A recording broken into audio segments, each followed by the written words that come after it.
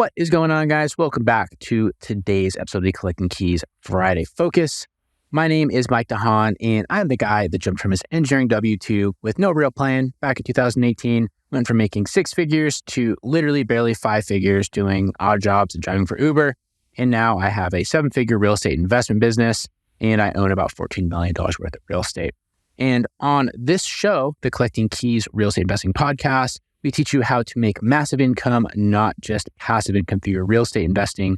And on these Friday Focus episodes, these are short episodes where we do a deep dive into something from the community or that we saw on Instagram or social media or somebody DM'd us about or whatever. And on this episode, I wanted to touch on something that has kind of the inclination to be maybe a bit close to home for a few of you newer investors who are still fighting through those New Year's resolutions. And, good for you if you're still hanging in there. You're continuing to make strides towards those goals. But that topic is what I want to dive into is what are the three biggest mistakes that small real estate investors make that are preventing their growth? And so this is a really common thing that we get right now. People are trying to scale their real estate businesses. People are getting started in real estate in general. And it's kind of like, why am I not going faster? What are my major problems? These are the three ones that I see most common. So let's dive into it. Number one, they are buying too many rentals, okay? One of the biggest things that a real estate investor can do when they're starting out is buying too many rental properties, okay? And that sounds kind of weird. You're an investor, you're in to buy rental properties. So let me explain this, okay? So I get it. Cash flow is sexy. It's also something that you're probably overcalculating as you pretend that so much of the deferred maintenance that you will have in the future isn't going to exist, right? Or it's your future problem. And you probably are discounting how expensive it's actually going to be to fix those things when they pop up. And, realistically, the cash flow numbers that you're expecting probably won't come to fruition. And so buying these rentals, accumulating assets is important, but not when it'll take all of your capital and hamstring your revenue growth. This is a really common thing I see people do. They get excited when leads start to come in and they take all the money out of their business and throw it into rental properties. And it's kind of because there's this funny thing that happens when you start where there's this scarcity mindset with new investors that they think that every decent sort of opportunity that comes across their plate is like a once in a lifetime deal. And as someone who has done hundreds and hundreds of deals, I will tell you there's always more opportunity and more likely you will find even better deals in the near future. And with just the way the universe works, right? The second that you overcommit on one deal, you know that a better deal is going to come down. That's just the way things go, right? And so, all this being said, it is important to be buying assets, especially discounted assets, one of the greatest ways to increase your net worth. But if you don't do that, like kind of what's the point, right? But you should make sure that you are buying it with your surplus capital that you're generating from your business or from your income, your W-2, whatever that is, and that you're looking to invest like that extra money and that you're not stripping your business bare and losing your entire sort of growth opportunity and not accounting for opportunity costs when you're buying these assets, okay? Super common thing, happens very, very often, so don't be that guy. Second thing that people do is they outsource and they hire too slowly, okay? And that's right, you heard me on this. The old sort of adage is you should hire slow and fire fast, but honestly, fuck that, right? When you're a small business, you need to hire fast and fire faster. This is something that I really firmly believe in, and I have taken into my scale community that we run, as well as talking to a lot of other new investors. Because, one of the quickest ways to grow is to hire people to do the things that you are bad at or that you are simply not doing.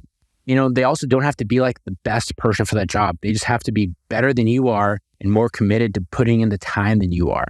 Like honestly, with a lot of jobs, especially with like some of the sales and follow-up jobs when you're getting started, it is better to have someone doing the job kind of just like okay. Obviously, you don't want someone that sucks, but someone that's doing it kind of okay, than having you not doing it at all. Which if you're more of like the introverted type investor, which is a lot of people, me included on this, believe it or not, that's probably your biggest hiccups. You're not doing the sales tasks, right? So finding that person to come and fill that role is really, really important. Or vice versa, if you're really good at the sales, but you're never running your marketing and your data because you hate it, having someone that does that, even if they're slow, even if it costs you money, even if you have to like spot check at different things, that is better than having it not happen at all, right? Here's the thing, like top-notch talent is great, but honestly, if you're new, your first like 1 or 2 or 5 or 15 hires will not be the ones that take you to 7 figures and beyond in this thing, right? Or really in any business. In reality, those people will probably be gone in 6 months if you're lucky. In our 4 years of business, I've had almost 50 people come through my companies. Okay, 50 people between VAs and American staff that have come in and worked for us.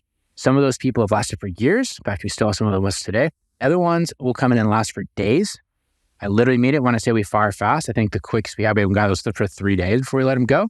The key is that you get people in to do your weaknesses so that you can focus on your strengths and the things that will actually grow you. Okay. So number 2 thing is they outsource and they hire too slowly. And then the last thing, and this is, I would say, honestly, one of the most common, is they ramp up their marketing too slowly. And this is such a weird, sensitive thing whenever I bring this up with people. And it's crazy to me how many investors I meet that they get things going, they're starting to make some moves or getting traction. They finally have their first big month. They make like 40, 50 grand, 100 grand, whatever it is. And they go right into the next month with their little shoestring budget that they've been running for the previous 6 months of like $2,000 and are just hoping that the next big month happens again. It already took you 6 months of $2,000 a month in marketing to get that first big month, right? If you make 50 grand after doing 6 months of marketing at $2K a month, it's like you didn't make like, it's not really a 50K a month, right? It's really like, what's that, 8 grand a month for the last 6 months, which is great. That's cool. But that's no way to grow a business. I'm always like, dude, what the heck are you doing with all that extra money? You want to replenish the coffers? That's cool.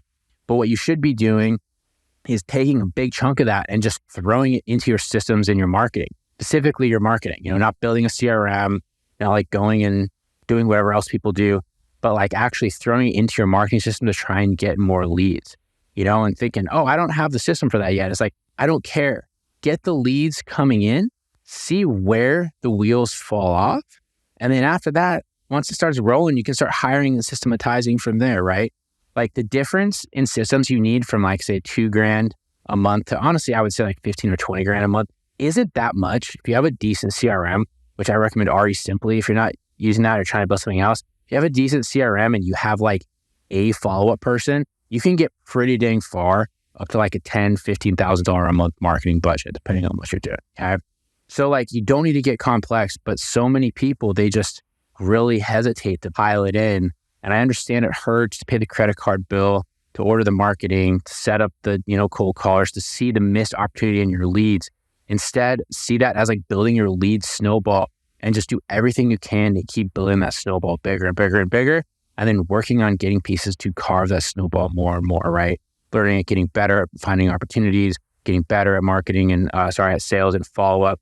And all those things, it will just add to your future revenue, all the marketing that you do right now.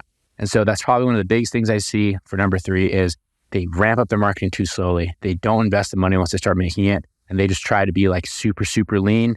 Realistically, guys, like if you want to make money in this business, you got to spend money. I've talked to so many different investors and the typical KPIs for cost per deal, profitability, things like that are always so similar. And if you're not meeting those same metrics, you're not just going to be better than those people that are like doing these full times and are spending the money. Okay. It's going to always be a really difficult road. So, all right, guys. Well, those are my 3 biggest mistakes that I see with new investors that are trying to grow. How many of them are you guilty of? You should send me a DM on Instagram at Mike_invests and confess those sins, right? Let me know. There's nothing to be ashamed of. Like I know for me, it was all of these at some point, right? So first one, number 1, the buying too many rental properties. That caused Dan and I to waste months getting our business off the ground. Literally the first thing we did was we bought a duplex. It came in through our pipeline and it ate all of our time and money for months and was a nightmare. Now it's a great asset, admittedly, but because we benefited greatly from the 2021 boom, that we bought it at a huge discount. The way that we went around and sold it was very creative. So a lease option, it's turned into a great asset for us. But I guarantee you, if we hadn't done that, we probably would have been able to buy a ton more deals over like the 5 months it took us to get that one figured out. Okay.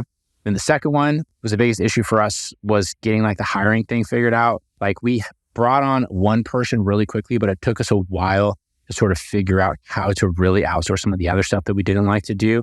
A lot of that was scarcity mindset. A lot of that honestly was the fact that we felt weird about like not working in our own business. That's a hard thing to overcome. But that took us honestly years to kind of figure out how to do that correctly. And then number 3, when it came to scaled marketing, we did that one a little bit, but I'll be honest, that probably wasn't that big of an issue for us. We always sort of made the pact that we were going to invest as much as we could back into the business to try and grow this thing. And we did. Obviously, it would feel a little bit weird sometimes when like we were cutting things really lean and we were reinvesting it, but we also recognized how important that was. So I would say out of the 3, that was our least biggest sin, but the other 2, we definitely really struggled with. Anyways, guys, I really appreciate you all listening. Leave us a review, share this with your friends, and most importantly, keep doing your lead follow-up, making offers, and looking for the next key hire that's going to bring your business to the next level. So thanks everyone for listening, and talk to you guys next week.